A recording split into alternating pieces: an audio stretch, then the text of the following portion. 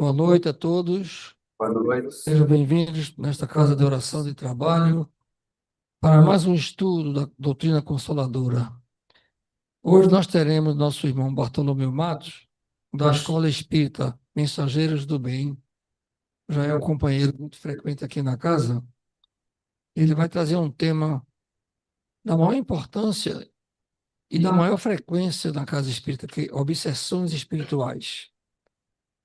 Como espíritos que somos, estamos sempre em contato com o mundo invisível. E ele aqui vai abordar esse processo tão importante para quem está aqui. Muitos estão em tratamento por conta disto. Então, preste atenção, que será muito válido o que ele vai nos trazer. Então, vamos iniciar os trabalhos, agradecendo também aos internautas que nos assistem, pedindo ao nosso irmão Tibiriçá para que faça a prece inicial. Boa noite a todos. Boa noite. Elevemos nosso pensamento para a prece de abertura dos trabalhos. Senhor Deus, Mestre divino de misericórdia, bondade infinitos, vamos iniciar nossos estudos evangélicos e filosóficos, para os quais pedimos a assistência dos vossos mensageiros, a fim de que nos esclareçam a inteligência e nos dê um discernimento necessário para bem compreendermos o que vai ser apresentado aqui pelo irmão.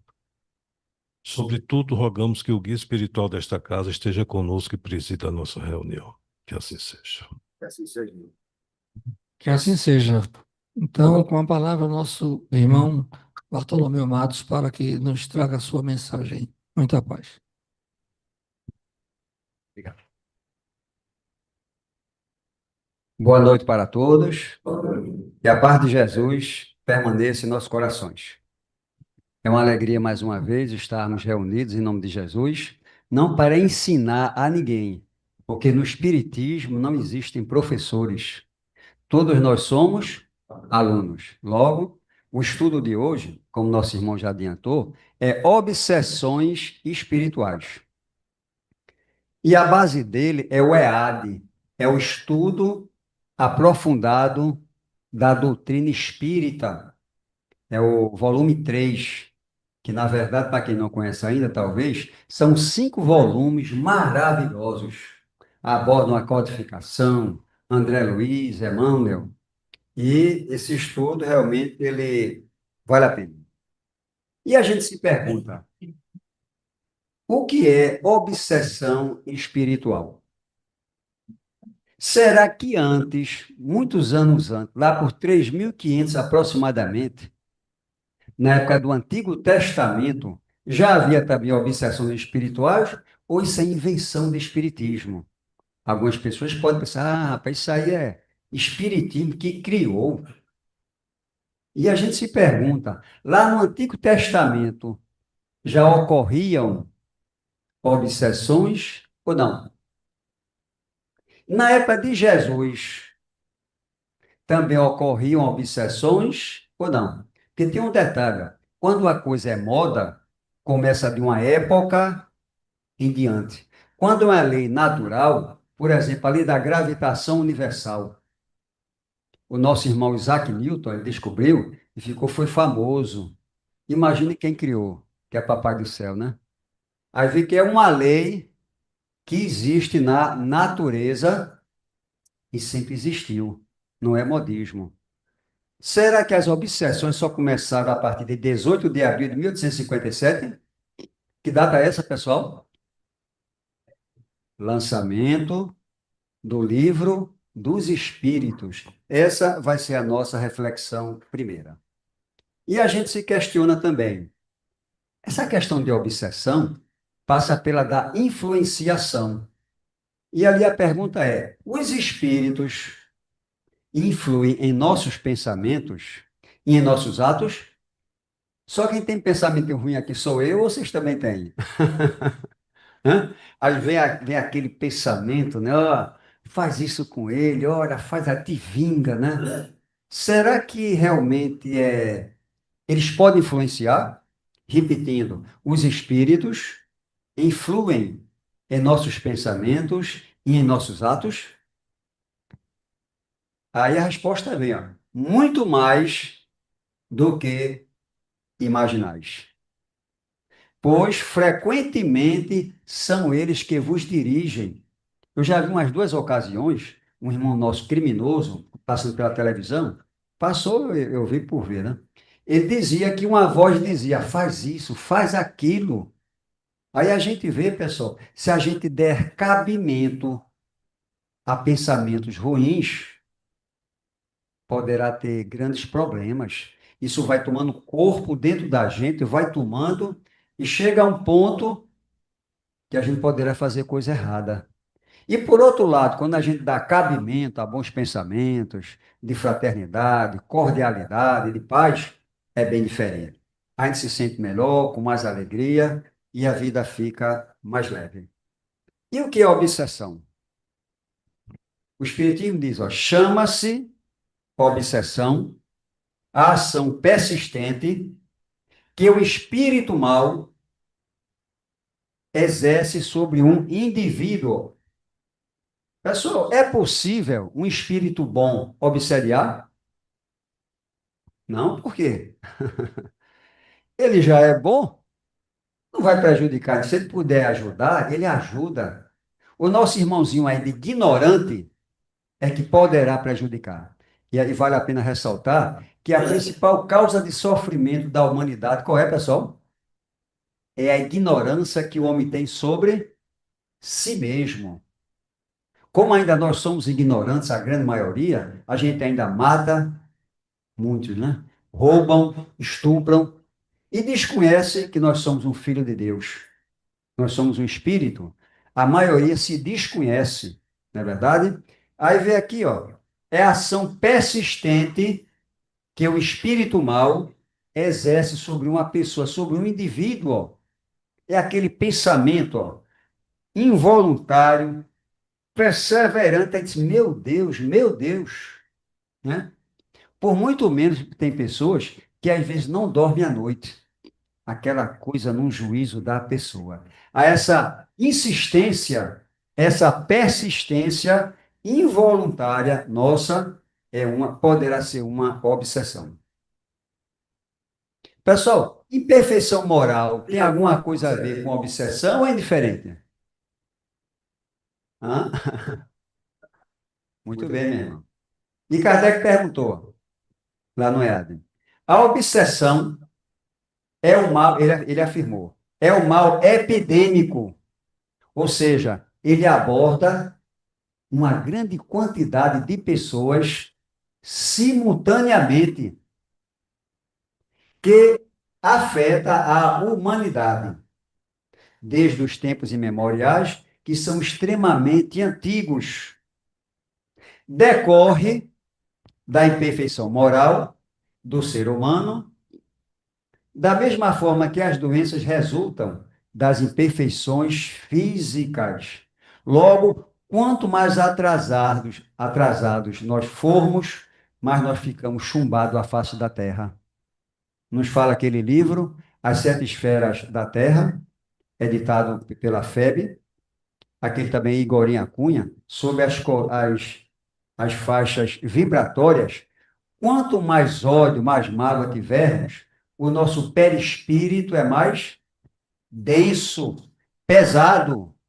E pela lei da gravitação universal, que também rege o plano espiritual, segundo André Luiz, o nosso perispírito é semi-material. Se ele é semimaterial, é porque leva um percentual maior ou menor de matéria. Enquanto mais atrasado, mais chumbadinho a gente fica na Terra. Não vai haver necessidade nenhuma, no desencarne nossa, ter alguém do outro lado com uma tabuleta, para cima, para baixo. O nosso magnetismo humano nos atrairá para aquele ponto que nós semeamos, aquele ponto que nós temos no nosso interior. Fazendo até uma pausa, tem aquela parábola que já nos contou, de Lázaro, o pobre que pedia esmolas, e o mal rico. Quando os dois desencarnaram, o mal rico foi para onde, pessoal? Para o Hades. O Hades é um umbral espírita, inferno católico, né? E o nosso irmão Lázaro foi para o seio de Abraão. E a parábola diz que o mal rico, ele olhava para o alto e pedia a Abraão para que Lázaro viesse molhar a sua língua, ou seja, era uma referência à densidade espiritual. Logo, o umbral, segundo André Luiz, começa na crosta terrestre, um umbral ameno, e a terceira faixa, onde encontra-se nosso lar, aquela cidade espiritual, já é um umbral de transição ameno, ou seja, é uma cidade de transição. Mas a crosta terrestre, as vibrações não são boas, não é verdade? Como atuam os obsessores? A gente observa ali, naquele desenho, que o nosso irmãozinho, ó, ele está fumando um cigarro. E quem está ao seu lado? Pessoal, vamos supor que eu seja um fumante. Quando eu desencarnar, eu vou ficar bom desse vício ou não? Como? O corpo não ficou? Mas é espiritual isso. Muito bem, meu irmão. Não é do corpo. Muito bem. É uma imperfeição moral. A gente leva a tudo. Logo, ó, o que é que acontece ali? Ó? O nosso irmão, olha as companhias que ele está tendo ali. Ó. Estão sintonizando na mesma faixa vibratória, com seus gostos, vontades, imperfeições morais. E aqui na Terra está cheio. É só ligar a televisão. Liga a televisão que a gente vê tudinho, né? Aí vê que é um prato cheio para imperfeições morais. E aqui a gente aprende, ó. Aproveitam-se de todas as nossas fraquezas, que são muitas ainda, né? Na maioria de nós, né? Como de outras tantas portas abertas que lhes facultam acesso à nossa alma. Alguns obsessores, eles apegam-se como a uma presa, mas que se afastam em se reconhecendo impotentes para lutar contra a nossa vontade. Vamos supor que o nosso irmão, aquele não fosse fumante. Será que esses dois desencarnados se aproximariam dele para fumar? Não. Olha assim, rapaz, que cara chato, nem fumar ele fuma. Iriam embora, não é verdade? Aí vê que eles se aproveitam de nossas fraquezas, nossos sentimentos. No plano espiritual, o fluido cósmico, ele é mais sutil, comparando com o nosso corpo físico. O que a gente pensa, a gente plasma, clichês mentais, e é facilmente visto por outros desencarnados. E ele sabe muito bem o que a gente pensa. Aquelas formas, pensamentos, né? Pensando em fumar, pensando nisso, naquilo, e se aproximam que não é mole. Aí começa a influenciação, que poderá redundar numa obsessão. Deixa a porta aberta, né? É, é como o Emmanuel diz, a Terra é um grande educandário. A gente está aqui para aprender, não é verdade? Grau da obsessão. Kardec diz, ó, classificou a obsessão em 3 níveis, conforme a gravidade ou intensidade do problema. O mais simplesinho, que é o primeiro, é aqui e ali a gente está passando por ele. Se agravando, tem a fascinação, e depois vem a subjugação, que no passado chamava-se possessão. Aí está possesso. E a gente vai citar um exemplo aqui, é bem interessante, desse livrão aqui, ditado por Manuel Filomeno de Miranda, e psicografado. Vocês me perdoem que a garganta não está boa, não, eu estou rouco. Eu estou aqui falando, mas eu estou rouco. A gripe me pegou, mas dá para falar. É psicografado por Divaldo Pereira Franco. E o Manuel Filomeno de Miranda, ele fala que esse caso aqui é concreto, não é nenhuma invenção. E o nome do livro está aí, é Sexo e Obsessão. Um livro bem interessante, viu?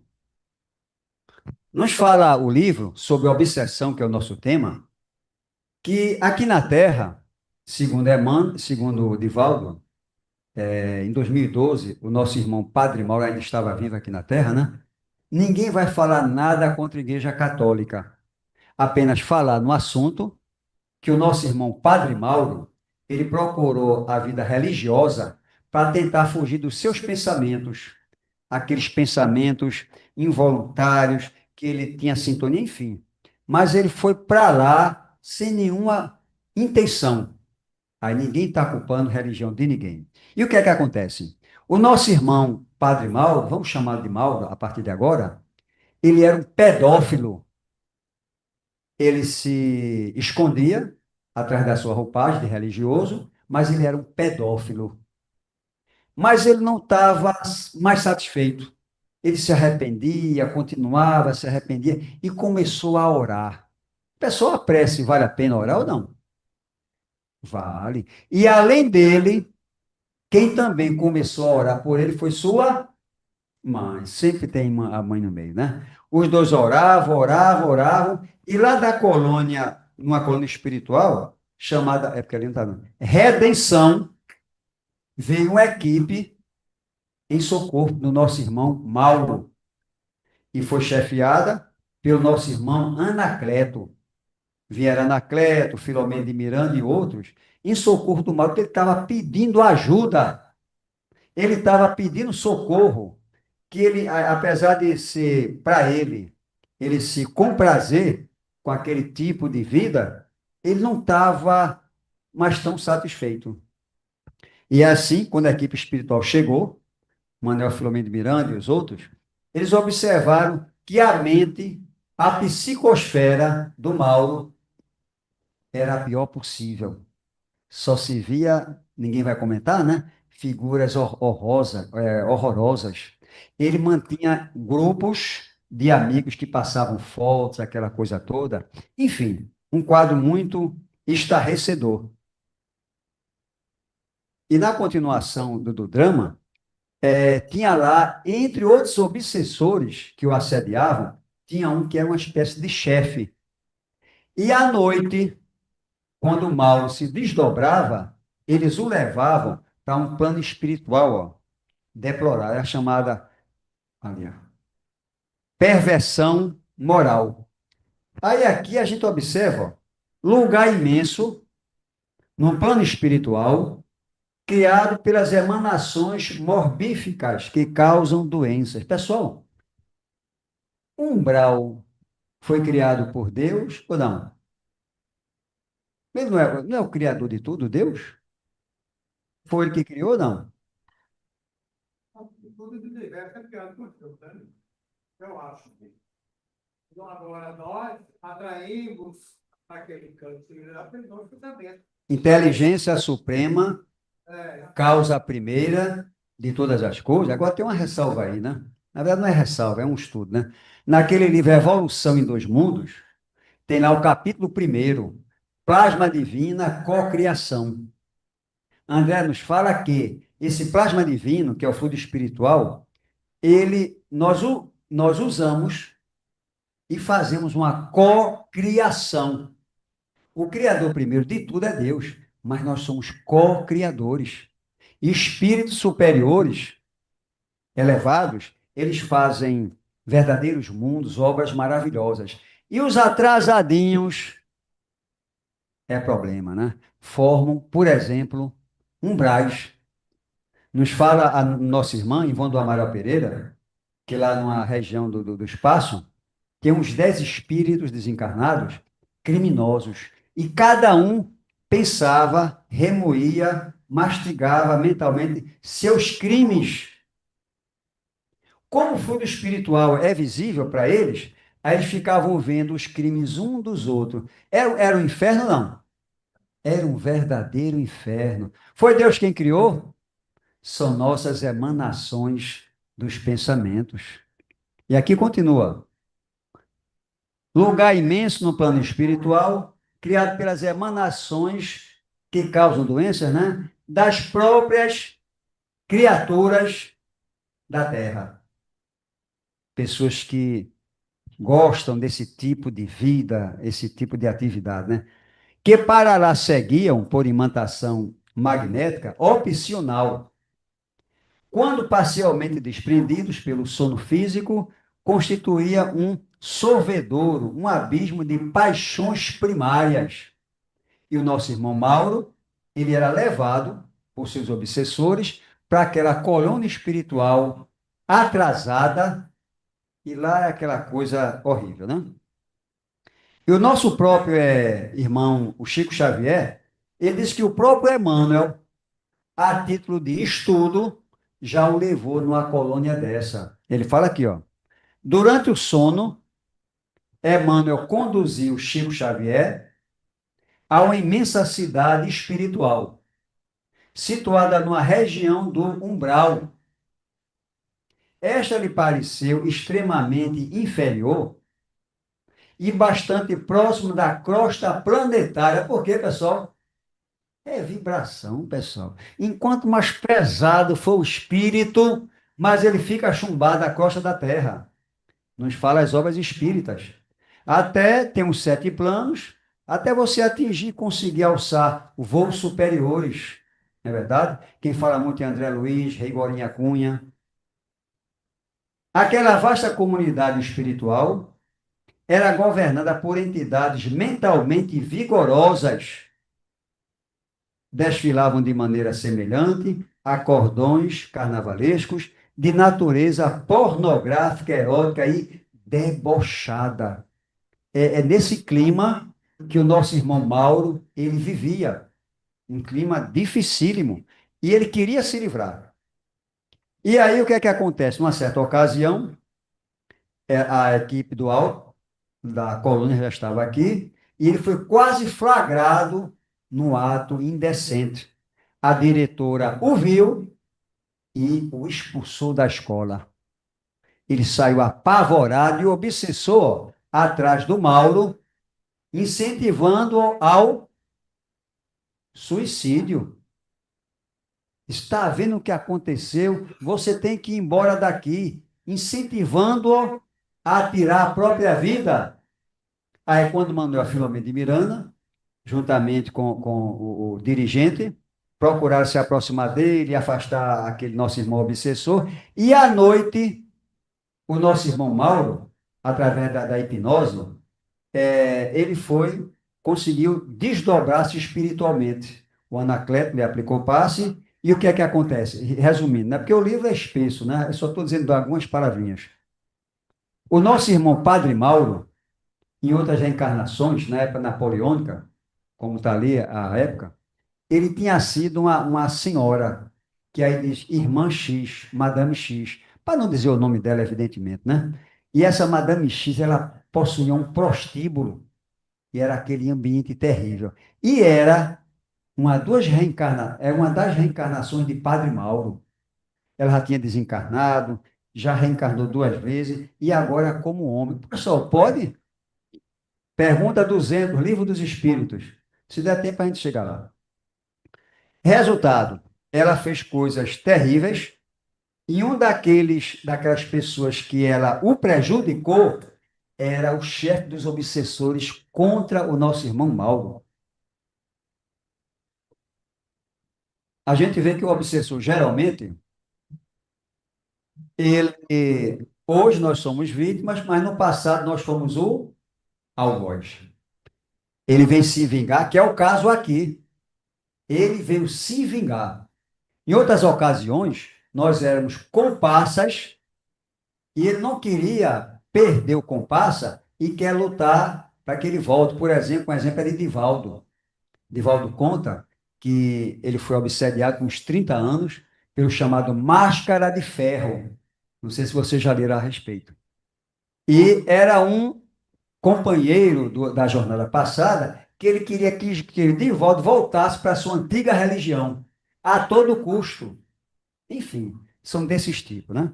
E a gente observa que no decorrer da história, o nosso irmão Mauro, ele, aconselhado por Anacleto, o dirigente daquela equipe, ele foi conduzido a uma clínica psiquiátrica que tratava diretamente sobre a pedofilia. Ele foi levado ao bispo, o bispo muito sério o ajudou. Enfim, com o desenrolar da história, ele abandonou a religião, tornou-se espírita, porque ele foi muito assistido. Qual foi a missão dele? Abrigar, criar um abrigo para crianças deficientes físicas e mentais que tinham sido as pessoas que ele prejudicou. A missão dele foi de reparação. É o artigo 27º do livro Céu e Inferno, que fala sobre penalogia da vida futura.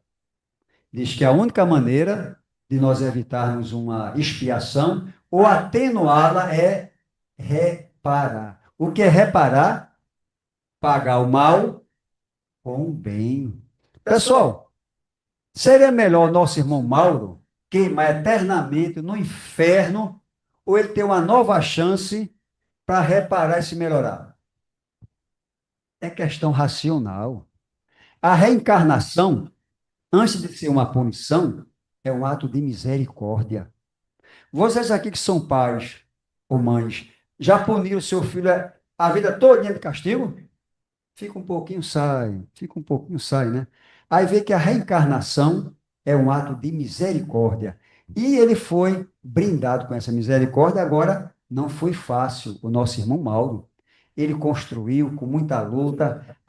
Então, o chefe dos obsessores veio deformado, que ele já era deformado das suas mentalizações. Tem até espíritos que, no plano espiritual, eles são deformados. Por exemplo, uma pausa, naquele livro Libertação, tem lá o Gregório, o sacerdote das trevas, que há mais de 500 anos estava naquela cidade estranha. Uma certa senhora lhe pede perdão. O que é que ele diz para ela? Loba, loba, você não passa de uma loba. E a forma perispírita dela toma a forma de quê, pessoal? Transformou-se numa loba? Ninguém está dizendo isso.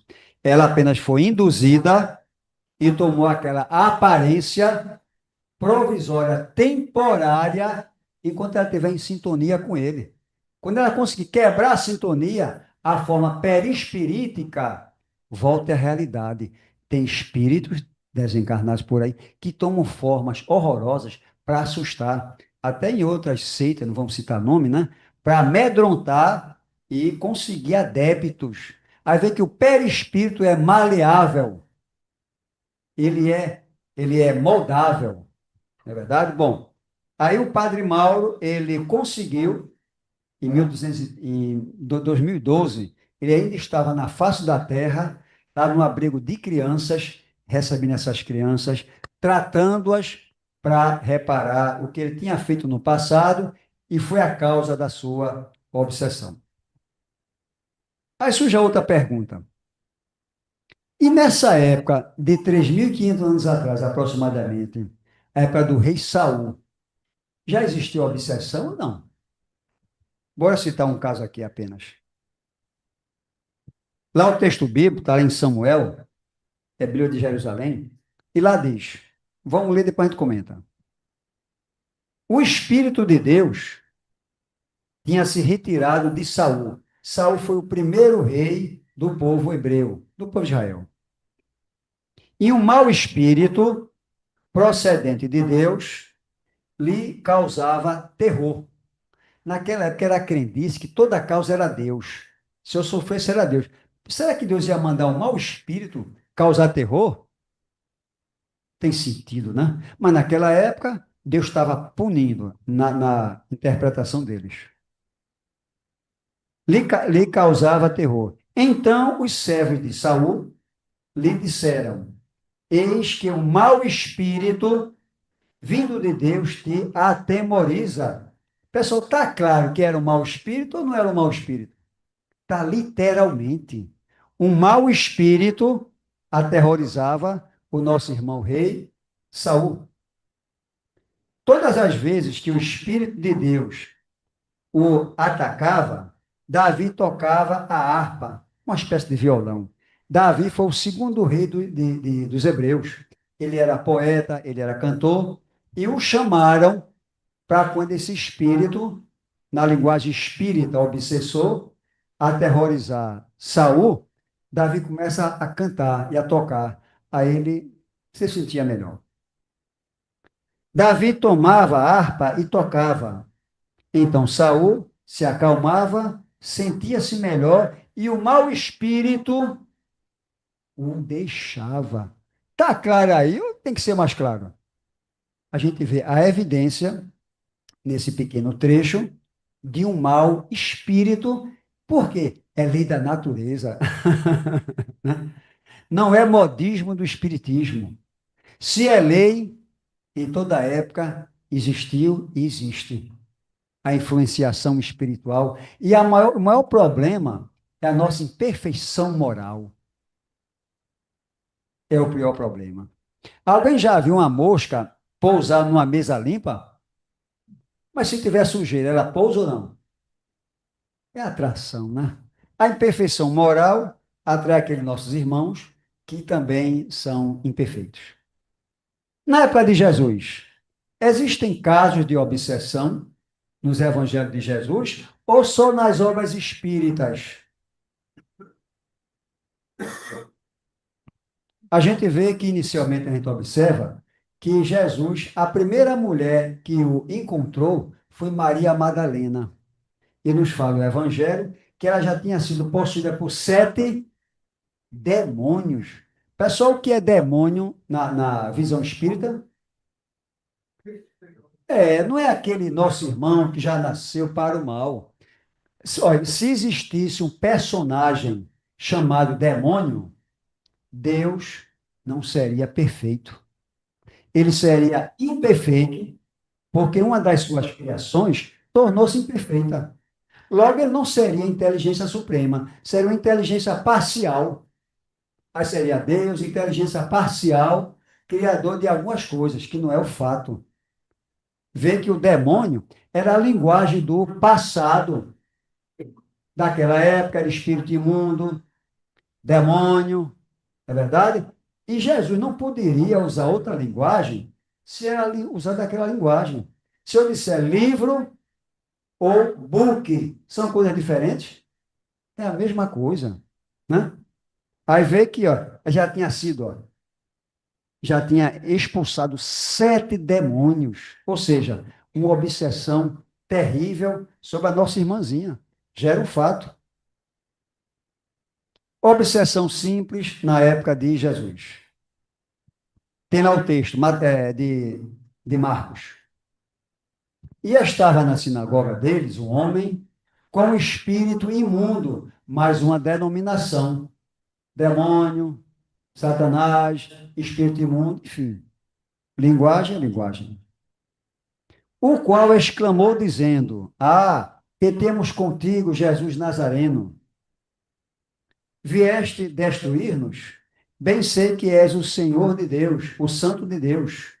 E repreendendo a Jesus, dizendo: Cala-te e sai dele. Pessoal, o que significa essa pequena frase?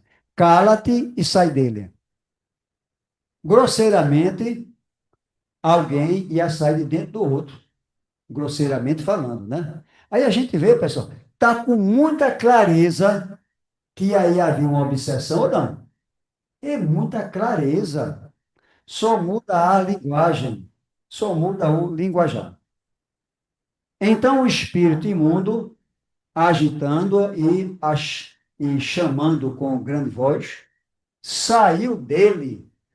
Tem muita clareza também. O espírito imundo saiu dele. A gente vê a evidência, mais uma vez, que a obsessão não é invenção de espiritismo, não. Desde que o mundo é mundo, é possível a influenciação espiritual e poder tornar-se uma obsessão, que é o caso aqui do nosso irmão, do espírito imundo, que o obsediou. Uma fascinação, que é um caso mais grave. Está lá em Mateus. Trouxeram-lhe um homem mudo e endemoniado. Diz, puxa vida, será que com a influenciação espiritual poderá até atacar a parte física da pessoa? Não. Mudo e endemoniado. E expulso o demônio, falou o mudo. E a multidão se maravilhou, dizendo: nunca tal se viu em Israel. Agora tem uma observação aqui, ó. Aquela parte ali do rodapé, ó. Disseram os fariseus: é pelo príncipe dos demônios que ele expulsa os demônios. atribuíram Jesus como príncipe dos demônios, que ele fazia, a grosso modo, as expulsões. Se dizem isso de Jesus, quanto mais de espiritismo. A gente vê, né? Se houver uma comunicação mediúnica, se for em tal religião, é o Espírito Santo. Mas naquela época também, o pessoal não tem o conhecimento que tem hoje, né? É, com certeza, né? Tem uma irmã que é de outra religião, que eu não vou dizer o nome, ela diz que nas sextas-feiras, né? Tem uma noite lá, aí Deus assume o vaso e orienta os irmãos. Traduzindo para a linguagem espírita, houve uma incorporação e esse espírito orientou os irmãos, né? Se for lá, é Deus, ou o Espírito Santo. Se for no Espiritismo, é Satanás. Quer dizer, uma irracionalidade tamanha que, na verdade, a proibição de consultar os mortos, naquela época de Moisés, o Espiritismo aprova totalmente. Que naquela época não havia seriedade. O objetivo era agouro, adivinhação, não é verdade? E hoje é totalmente diferente. E vejamos bem, o próprio Jesus comunicou-se com quantos mortos? Quais foram? Moisés e Elias. Tinha testemunha? Tinham Pedro, Tiago e João. Eles disseram: Senhor, é bom estarmos aqui, porque só assim faremos 3 tendas. O nosso irmão Moisés já tinha falecido uns 1.700 anos atrás. O nosso irmão Elias, uns 600 anos atrás. E como é que eles conheciam? Pela conversa que eles estavam ouvindo. Será que Jesus daria um mau exemplo de conversar com 2 mortos se fosse uma lei proibida por Deus? E tem outras leis por aí que descumprem. Quem trabalhar dia de sábado era morto ou não? Era morto. Era morto. Nossos irmãos de outra religião, eles trabalham? Estão descumprindo. Filho rebelde, levava lá para o sacerdote e ele o matava. Alguém manda matar seu filho lá no sacerdote? Estão descumprindo. Cortar o prepúcio no 8º dia. Alguém cortou o prepúcio aqui? Religiosos. Enfim, por uma lei que o Espiritismo concorda na proibição e outros cumprem várias outras leis. Mas, bom, bora voltar para o nosso tema, né? Bom, e aqui a gente vê que o próprio Jesus foi acusado de Belzebu. Obrigado, irmão. Bom, continuando. E a gente encontra aqui um caso bem interessante, obrigado, sobre essa questão da obsessão afetar até a parte física. Nesse livrão que aparece aí, o nosso irmão Divaldo Pereira Franco, tinha uns 17 anos, e ele tinha um irmão chamado José, 26 anos. E o José, ele teve uma hemoptise muito forte e faleceu lá na rua, né, aquele quadro feio, e Divaldo ficou muito perturbado. E daquela época em diante, ele começou a ficar paralítico, Divaldo. Ele não era espírita ainda, 17 anos, passou 6 meses aproximadamente paralítico das 2 pernas em cima da cama. Até que uma senhora, dona Nanã, era vidente, foi na casa do Divaldo e observou que quem estava ao lado de Divaldo era quem? O irmão dele, desencarnado, José. Ele estava querendo se vingar de Divaldo? Não. É questão de ignorância nossa. Era o irmão dele que queria ficar perto de Divaldo, mas estava prejudicando-o. Daí, dona Nanã aplicou-lhe um passe, pediu a espiritualidade para levar o nosso irmão José, e Divaldo ficou bom. Aí a gente vê, pessoal, influência espiritual poderá dar coisa séria, se agravar. E um exemplo bem típico, esse de Divaldo hoje. Na época de Jesus, era o mundo que ficou bom. Aí vê que a parte espiritual é muito séria. Às vezes até a gente, né, se desequilibra, começa a chamar aquelas coisas, vê que a gente tem de adoecer ou não. A gente começa a se impregnar daquela energia, a outros irmãozinhos vêm, aumentam, termina a gente adoecendo ou não.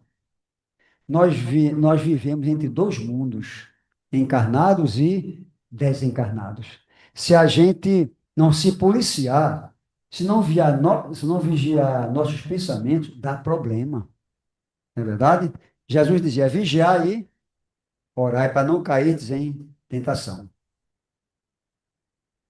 Subjugação é um caso muito conhecido na época de Jesus,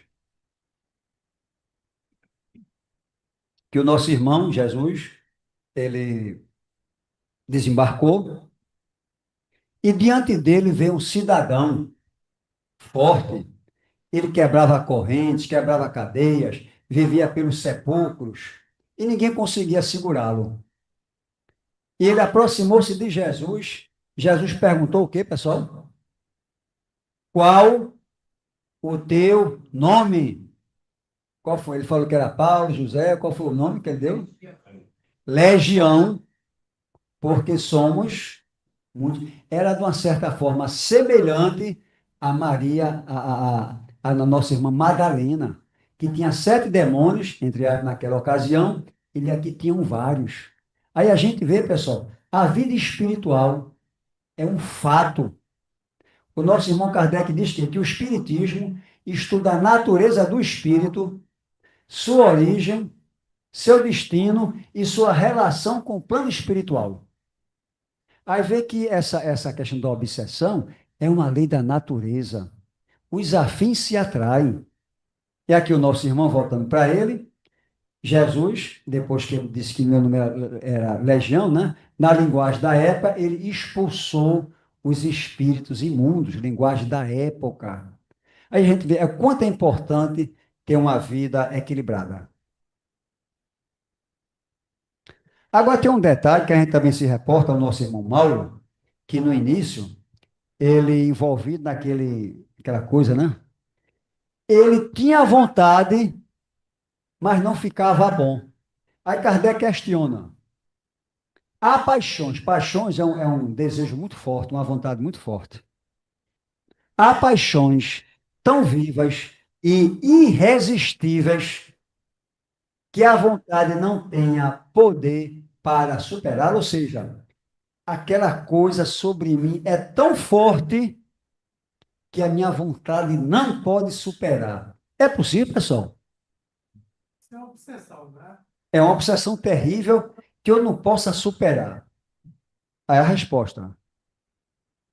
Há, muitas vezes, pessoas que dizem, eu quero, como o nosso irmão Mauro, ele queria se livrar daquele psiquismo doentio dele, eu quero, mas a vontade não está somente, mas a vontade não está senão nos lábios.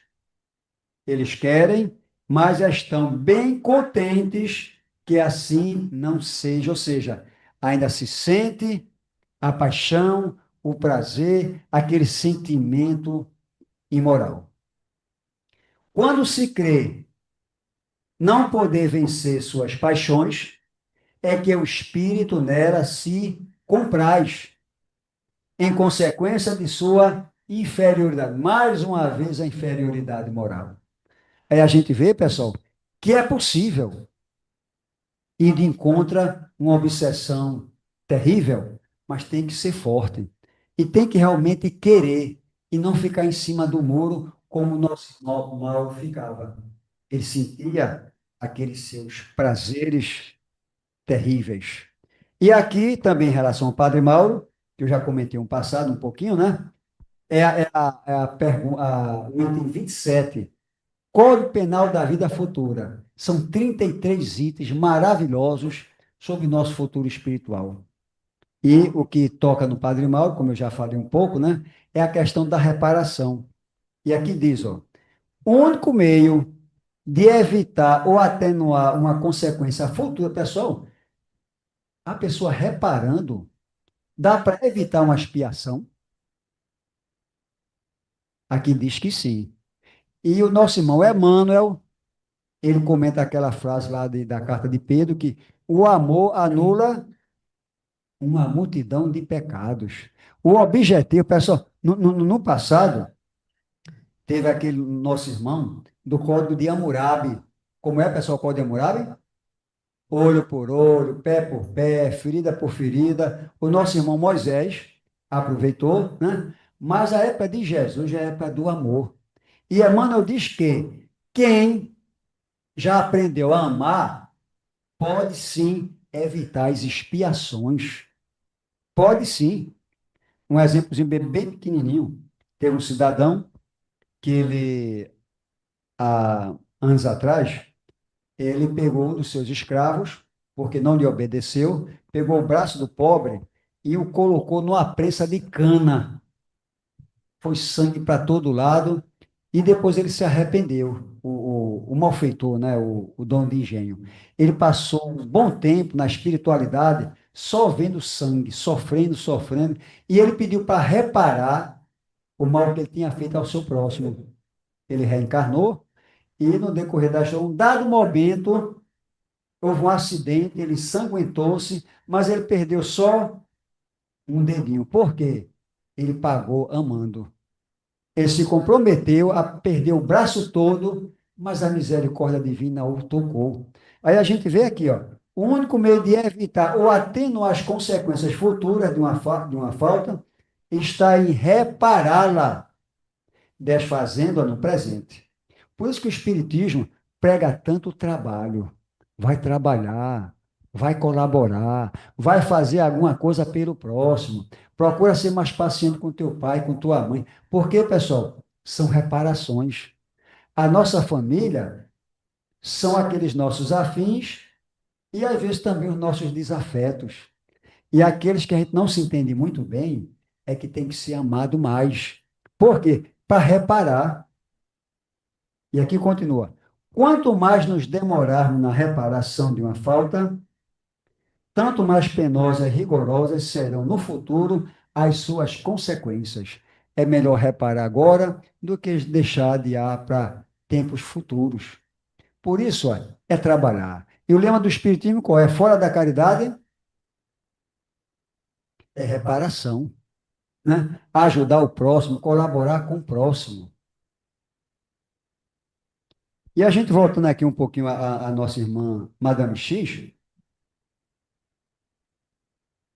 que ela reencarnou como Padre Mauro na terceira reencarnação, Kardec perguntou: os espíritos têm sexos?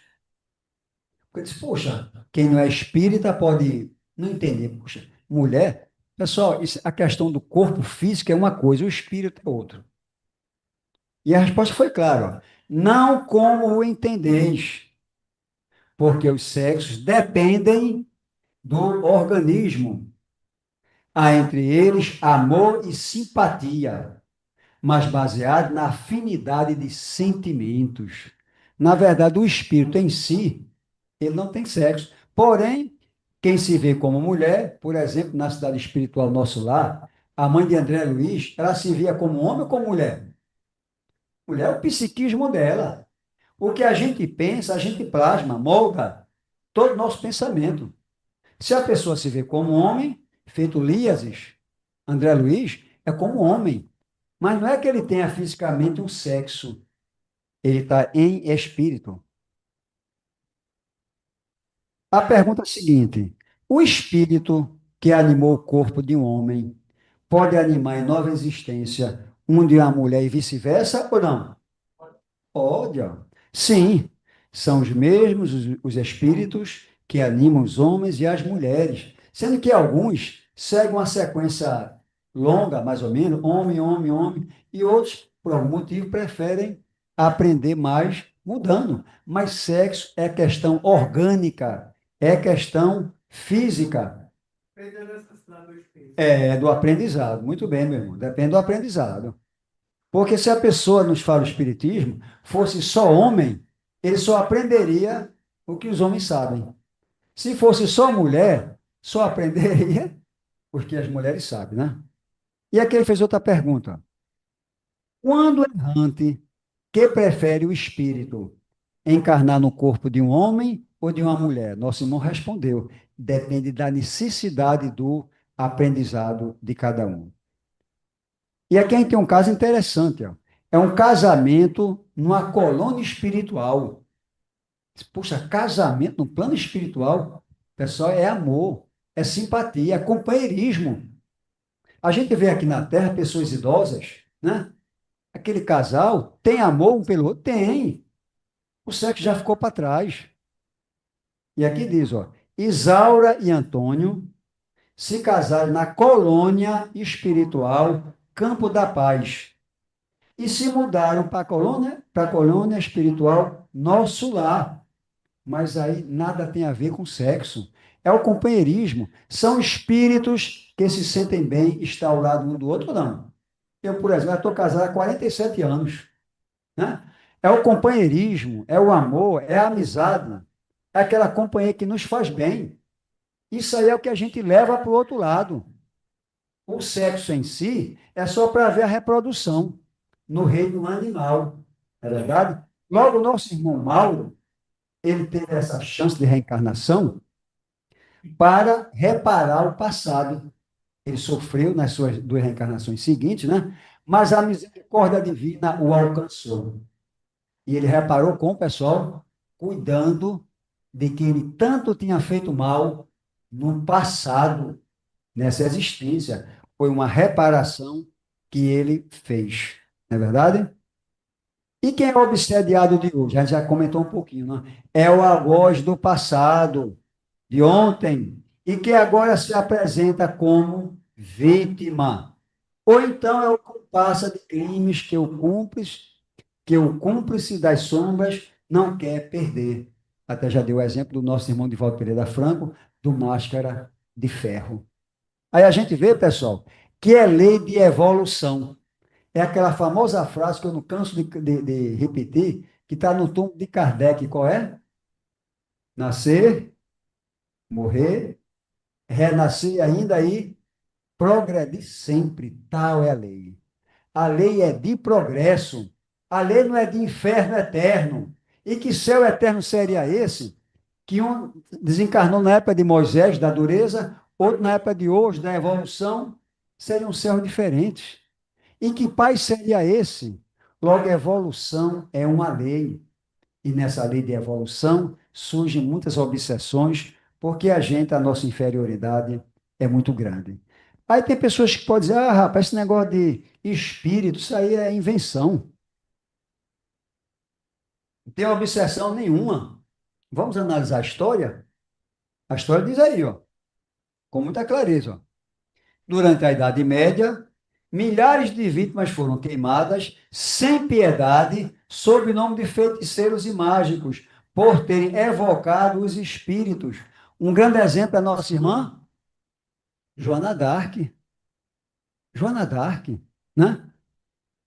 Vê que ela ouvia três santos. Era Margarida Três Santos, que eu esqueço o nome agora. Margarida, Catarina, daqui a pouco eu lembro. Enfim, tá a evidência da vida espiritual é demais, 100%. É só analisar a história. E aqui é um fato histórico. Entre aspas, a Santa Inquisição, não estou citando nome de religião, né? Que matou tanta gente, roubou tanta gente, torturou tanta. É história. Aí não é espiritismo, né? Devido à ignorância dos religiosos daquela época. Se fosse médio, é feiticeiro. Aí a gente vê que a vida do espírito é um fato. Não dá para fugir. Não é verdade? Joana d'Arc, tem outro aqui também. O nosso irmão Maomé. Maomé declarou que recebia as instruções de Alá diretamente, ou seja, ele dizia que era de Deus. Pessoal, Deus se comunica diretamente com os homens? Não. Faltam-nos recursos, percepções. Segundo o livro dos Espíritos, só quando se evolui é que se consegue realmente se conhecer Deus. Bom, o meu tempo está quase encerrando, vamos fazer uma conclusão. A reflexão de hoje, pessoal, qual foi o tema? Obsessões espirituais. E a gente se perguntou, o que é obsessão? É aquele pensamento involuntário, persistente, demorado, fixo, que nos incomoda. É obsessão. Pode ser de homem para homem, mulher para Independe, espírito é espírito. Essas obsessões existiam também na época do Antigo Testamento? Existe, a gente viu um fato. É evidente. Por quê? São leis da natureza. O espiritismo não trata de modismo, trata de legislação, é lei da natureza, né? E na época de Jesus, também, com a linguagem muito rica, sai dele. Meu nome é Legião, porque somos muitos. Enfim, Herculano Pires diz que o maior acervo mediúnico encontra-se na Bíblia. É só a gente ter olhos para enxergar. A evidência, os vestígios da existência do espírito, da obsessão, não é verdade? De diversas formas. E a gente vê que, na verdade, o espiritismo, repetindo, ele veio estudar a natureza, a origem, destino dos espíritos e sua relação com o plano espiritual. E a gente começa a perceber que a gente está aqui para progredir, moralmente e intelectualmente. Quem não progredir moralmente ou intelectualmente vai contrariar a lei natural. Logo, ele vai ser convidado por uma irmã catedrática que chama-se dor. Quando a gente não aprende amando, aprende sofrendo. Por quê? É lei, é progresso. A gente tem que progredir. Não é que eu quero, eu não quero, não.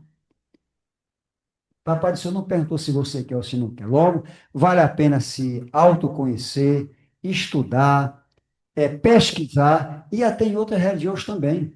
Aquele no nosso irmão Leon Denis, no seu livro Depois da Morte, tem ali Doutrinas Secretas e o Espiritismo. O que o Espiritismo prega hoje, está lá em Leon Denis comentando. A Índia, a evidência dos espíritos, a evidência das comunicações, o Egito, a Grécia, evidentemente, cada um na sua cultura. Aí vê que realmente, diante dos fatos, não há argumentos, como dizia o nosso irmão Tomás de Aquino, né? Logo, só nos resta melhorar, crescer, prosperar, e fica essa reflexão sobre obsessões para que nós melhoremos a higiene mental para evitar estar em sintonia com coisas desagradáveis. Paz para todos.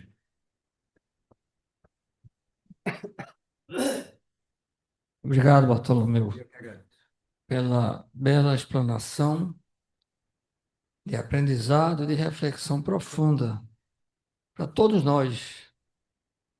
E aqueles que estão sob tratamento, esta é uma lição a ser sempre revisada. Procurem ler, se instruir, para saber esses mecanismos como acontece e se libertarem desse processo obsessivo. E todos nós somos sujeitos a isso. Orar e vigiar é uma constante. Jesus não disse dia nem hora, ele só disse orar e vigiar. Então, todo momento é necessário que nós estejamos em prece. Então, para concluir os trabalhos da primeira fase, nossa irmã França vai fazer a prece de agradecimento. Senhor Deus, nosso irmão Jesus, espiritualidade amiga da casa, agradecemos estamos por mais esse estudo. Gratidão ao nosso irmão Bartolomeu pela disponibilidade, pelo tempo em nos passar esse conhecimento. Que possamos, Senhor, a cada dia, degrau a degrau, ir em busca do autoconhecimento, para sempre melhorarmos. E assim, pedimos graças, luz ao alto. Pedimos também, Senhor, que nos acompanhe no retorno do nosso lar. Gratidão por o acolhimento dessa casa maravilhosa. Que possamos sempre estar com o pensamento elevado para trabalharmos no bem no nosso dia a dia. Assim seja. Que assim seja. Então, meus irmãos, permaneçam em prece, em sintonia celestial, em silêncio para o passe que será feito. Muita paz para todos.